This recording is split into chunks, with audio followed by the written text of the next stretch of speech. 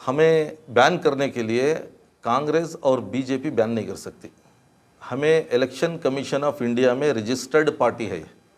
हमें बैन करना है तो सरकार बैन नहीं कर सकती। हमें बैन करना है तो कौन बैन करना है? Election commission of India ban करना है।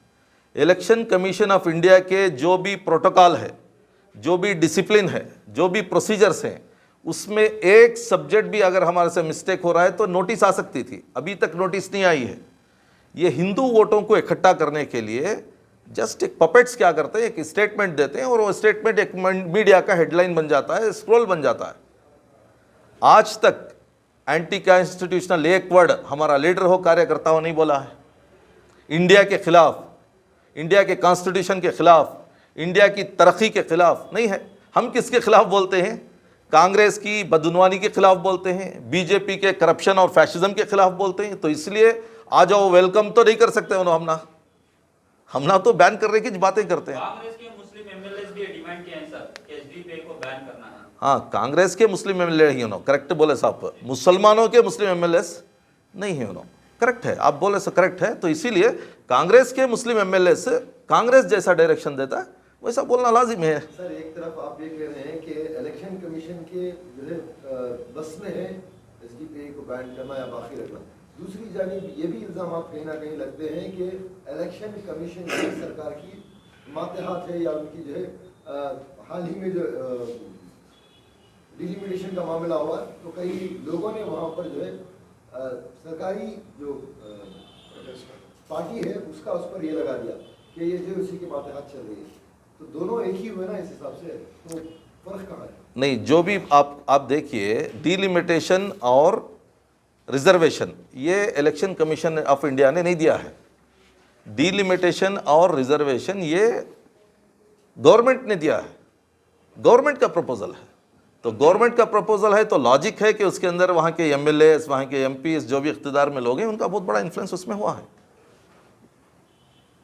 लेकिन इलेक्शंस के मुलतवी किए जाने पर ये भी बात आ रही है कि इलेक्शन कमीशन खुद जो है सरकार के इशारों पर चल रही है। अगर हो सकता है चल रही है तो आपको बैन करने में क्यों इशारा नहीं हुआ? नहीं, वही बोल रहा हूँ मैं, इशारों की वजह से ये बैन नहीं हो सकता।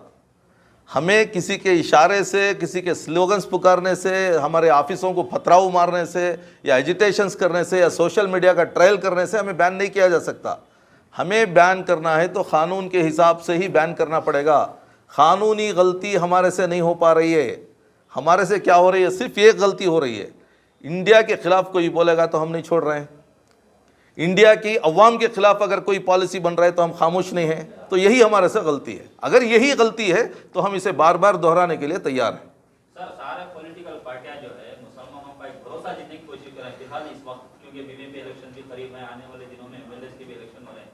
जब भी कोई मुसलमानों का मसला होता है, मुद्दा होता है, कोई भी पॉलिटिकल पार्टी आगे नहीं आती है सर। क्यों सर? इसकी वजह क्या मानते हैं? इसलिए नहीं आती कि इंडिया आज़ाद होने के बाद 70 साल मुसलमानों के वोटों को वोट बैंक की तरह पालने का काम कांग्रेस ने किया है। ये मैकेनिज्म को देखकर अब वही रिपीटेशन हिंदू वोटों को पालने का काम बीजेपी ने शुरू किया है। ये पाला पोसी के बातें हो रही है ना ये।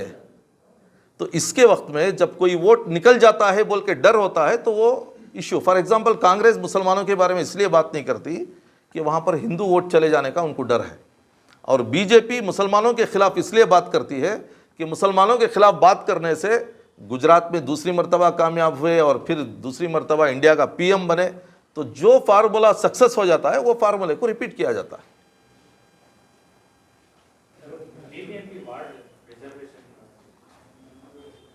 जो भी रिजर्वेशन हुआ है, जो भी वहाँ पर डिलिमिटेशन हुआ है, ये अवाम के फेवर में नहीं है, ये एक ही एक पार्टी के फेवर में है।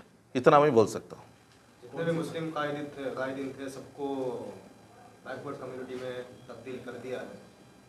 नहीं, पहले से बैकवर्ड थे इनको देखो, पहले से आपको मालूम होना चाहिए, इनके हर पार्टी में माइनॉरिटी सेल बोल के एक सेल बनाती है। सेल बोले तो क्या है? जेल। उसके अंदर रखती है, उसका प्रेसिडेंट, सेक्रेटरी सब बनाती। आपको मालूम होना है, कांग्रेस की ऑफिस में 3 महीने पहले एक मुसलमानों के तमाम लीडर्स बैठकर एक चिंतन सभा की है। सोचे कि किस तरीके से मुसलमानों के वोट एसडीपीआई को नहीं जाना, वापस कांग्रेस को आ जाना बोलकर एक चिंतन सभा हुई उनकी।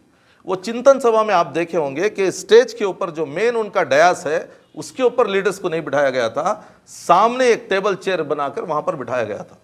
मुसलमानों को यहां पर बैठने की भी उनको इजाजत नहीं है। सिर्फ मुसलमानों को इसलिए उनको लीडर बनाया जाता है कि चूंकि वोटर्स मुसलमान हैं, तो मुसलमानों के वोटर्स को अट्रैक्ट करने के लिए उनको बिरयानी के पट्टम देकर बसों में भर के इनके वास्ते भीड़ लाने का जो एजेंट का काम है, वो सिर्फ ये हमारे चौधरी हजरात ही कर सकते हैं। इनको जो ट्रेनिंग है, इनके पास जो ड्रेस है, सुरमा है, और जो तरीके से उन्होंने कंटेंट के साथ आके जो क्या बोलते हैं बार्गेन करके लेके आते हैं, ओह क्या ज़बरदस्त इनके पास ट्रेनिंग है। वो ट्रेनिंग आप दूसरे प्रोग्राम्स में नहीं दे सकते। इनके लिए बराबर ऑनलाइन में पेमेंट जाता है और फिर इनको फ्लैट्स डिस्ट्रीब्यूट होते हैं। बहुत बड़ा मैकेनिज़्म है। वो मैकेनिज़्म में उनको अच्छी आदतें भी हुई हैं और उनको सवाब की नहीं, पैसे की तो एक अच्छी मैकेनिज़्म सक्सेस है उनका। सर, कल के प्रोग्राम में कितने लोग जुड़ने का आदेश है सर? मैक्सिमम लोग जमेंगे, पूरा हॉल भर के रहेगा, वो पूरा ग्राउंड भर के रहेगा इंशाल्लाह। मैक्सिमम लोग जमेंगे। सिर्फ वो कॉन्स्टिट्यूंसी के लोग हैं या पूरे बेंगलुरु से लोग? नहीं, सोशल मीडिया में जब मैसेज जाता है तो बहुत से लोग आ जाते हैं, लेकिन हम कंसंट्रेशन जो किए हैं वो अतराफ़ का इलाका किए हैं। तो वहाँ से शुरुआत है? हाँ, शुरुआत नहीं, शुरुआत तो हमारी तकरीबन 13 साल पहले हुई। ये बीच में हम यहाँ तक पहुँचे हैं, फिर और जाएंगे राइट लेफ्ट, बहुत बड़ा सफ़र है इंशाल्लाह। Social democratic party of India के जानिब से अवामी इक़्तिदार कॉन्फ्रेंस जो कर्नाटका के रियासत भर में तकरीबन 4 जगह इसे मुकम्मिल कर कर इख्तितामी प्रोग्राम बेंगलुरु के अंदर मुनक़िद किया जा रहा है। आने वाले इतवार को 21 अगस्त ठीक 2:30 बजे चार्ल्स ग्राउंड जो लिंगराजपुरम के नज़दीक जो फ्रेज़र टाउन के पास आता है, वहाँ पर मुनक़िद किया गया है। अवामी इक़्तिदार कॉन्फ्रेंस का जो मकसद है, ये जो कर्नाटका की जो हुकूमत बीजेपी की जिस तरीक़े से इन्होंने इलेक्शन के ज़रिए से जो तरीक़े से कामयाबी हासिल कर कर आना था, वो छोड़कर एक शॉर्टकट अपनाकर, ख़रीदो फ़रोख्त अपनाकर हुकूमत को चलाने के लिए कर्नाटका के अंदर बीजेपी की हुकूमत आई है। ये हुकूमत आने के बाद अगर देखेंगे तो जितने भी अवाम मुखालिफ पॉलिसीज़ हैं वो इन्होंने लागू किया है। साथ ही साथ अगर करप्शन की बात करेंगे तो हर एतबार से, चाहे वो बच्चों के खाने पीने के मामले में, स्कूलों के अंडे के मामले में हो, या कॉन्ट्रैक्टर एसोसिएशन के 40% का मामला हो, उसके साथ ही साथ ये जो फिस्ताई ताकतें जिस तरीके से पूरे कर्नाटका के अंदर फैल रहे हैं, उनको जो भरोसा दिलाना या हिम्मत दिलाना, वो काम जो है ये हुकूमत के ज़रिए से हो लगे हैं। और इनके जो डेवलपमेंट के मुद्दे जो इन्होंने इनके मैनिफेस्टोस में, इनके इलेक्शन कैंपेन्स में इन्होंने जो बताया था, हुकूमत के आने के बाद ये लोग डेवलपमेंट के ऊपर कुछ भी काम नहीं कर रहे हैं। तो ये चीज़ों को छुपाने के लिए ये लोग अलग अलग तरीक़े से कोशिश कर लेके हैं। कई सावरकर के नाम पर, कई गौकशी के नाम पर, कई अजान के नाम पर, कभी हिजाब के नाम पर, ये जो लोगों को डाइवर्ट करने का जो काम कर रहे हैं, ये हुकूमत के ज़रिए से, बीजेपी के हुकूमत के ज़रिए से हो रहा है। इसको अगर सही अंदाज से इसके ख़िलाफ़ बात करना है, ये ज़िम्मेदारी अपोजिशन की आती है। अपोजिशन जो कांग्रेस इस गवर्नमेंट में बैठी है, इनकी भी नाकामी भी है कि ये लोग जो है गवर्नमेंट के फेलियर्स को बताने में नाकाम रहे हैं। जब असम्बली का सेशन चलता है या असम्बली के सेशंस के अंदर इनकी नाकामयाबी को और अवाम मुखालिफ जो पॉलिसीज़ बन रहे हैं उसके ख़िलाफ़ जो है सही तरीके से एहतजाज और जिस तरीके से असम्बली में चर्चा होना है, वो चर्चे को जो है नाकाम रहे हैं जो अपोजिशन पार्टीज़ हैं।